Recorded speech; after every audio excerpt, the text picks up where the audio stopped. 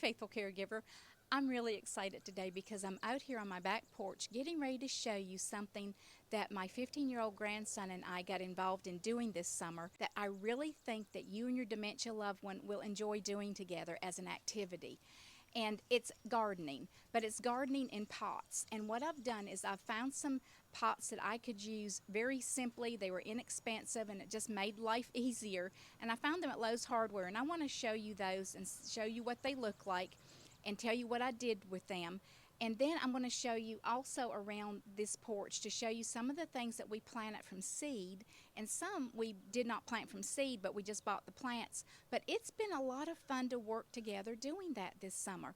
If your dementia loved one has grandchildren, or if there's young people in the neighborhood that could come and help them in the garden, I'm telling you, that would just be so much fun for them and for you even. So let me get you off the stand, and I'm going to show you around here and show you some of the plants. Then I'm also going to ask you a couple of questions, especially if you've been a gardener, because I'm dealing with a couple of issues while I'm doing this, and maybe you've got some solutions. Then I'm also going to show you some clips in the video of what it was like when my grandson started doing this, and he got into it because of agriculture in high school, and it just really intrigued him, and so we've just enjoyed this as an activity together. That's why I wanted to share it with you and your dementia loved one, because I just think that you will enjoy it together also as an activity. Then after those clips, if you'll hang around, I would love to introduce you to my grandson, because he's just a lot of fun to be around, and he was the one that got me doing this, so I want to introduce you to him, and I think you would enjoy meeting him. So hang on, I'll get you off the stand, show you all this, and then I'll see you on the other side.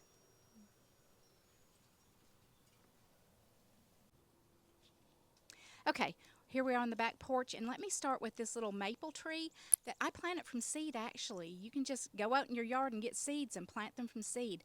This is going to be a 4th generation maple tree from one that my brother and I planted over 50 years ago, so I am so excited about that.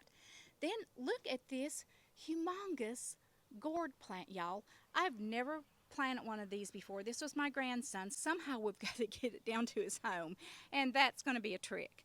Then down here in just regular pots, I've got lavender and different flowers that your loved one, you'd probably get them around the home that you can use. In fact, this, let me show you this. This is a colander that I found at the Goodwill, and I planted marigolds in it, and it's done really well. And I put coffee filters around it so the dirt wouldn't come out. Now this is one of those buckets I told you about. Let me swing you around very slowly so you don't get dizzy. These are the buckets that I found at Lowe's Hardware. They are food grade buckets. So what I did was I took, and this is a 5-gallon one. The one over here, let me swing you back around here, I'm moving slow. This one over here is a 2.5 gallon. So I just took a 1/2-inch bit, I think it was 1/2-inch bit, and drilled a bunch of holes in the bottom of it before I put the mulch and dirt in it. Some I put mulch at the bottom and then the dirt on top, and some I didn't. But look, they are perfect sizes for tomato plants like this. Just a perfect size. And I've still got some that I've got to get transplanted into bigger pots. And then this is the big one because it had sunflowers, and sadly they're going away, and I hate that because they were so pretty to look at this summer. Okay, and so here are some more little plants. I love these little plants. It's blurring up a little bit, but they grow so easily and so well. These particular ones are called Sea Glass Watermelon Punch, and it's Portulaca, however you pronounce that. But they are wonderful plants, very easy to grow. Then there's more tomato plants, and these were just like a wildflower mix of seeds, and the flowers haven't come out on very many of them yet. And I've got to show you this, y'all, because this just makes me laugh every time I look at it. My grandson had an old ammo box, and he planted peppers in it, and look, it's really doing well. It's got a couple of little peppers over here. If you look through there, you can see that there's another pepper. Now this is a beet, and I think we planted that wrong because it's like on the very top, but we'll figure that out. And here's another colander that I found at a thrift store. And I had green beans in it, and of course they've already been picked, and that needs to be cleaned out and reused. Okay, over here are just some geraniums and just a long planter that my grandson just threw a bunch of different flowers in, and they've just done beautifully. But anyway, you can see how easy it is just to plant any. You can use pots like this. Honestly, these were just really good pots, the little plastic ones, and I was tickled to find them. Here's some basil. Maybe y'all could just do even just a little basil herb garden of some sort. Look, y'all, I am so proud that I actually grew a squash. But something has started eating them. So if somebody has an idea, I think they're what you call squash borers. I don't even know. But anyway, if you know what to do for squash borers, I would really appreciate it. Just tell me something I can do. And look, this is one of our this one has grown huge. This flower is just huge. And there's some more marigolds. So let me flip you around. Okay, so I'm sorry if I'm right up in your face. I don't have you on my stand anymore. But tell me what to do, number one, with the squash bugs. I think they're called squash borers. I don't know. But if you notice that aluminum foil that was flapping in the background also, I have a groundhog that I can't get rid of, y'all. So if you're a gardener, please tell me what to do to get rid of a groundhog.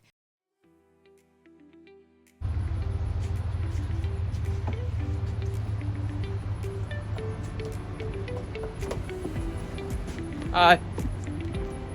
Oh.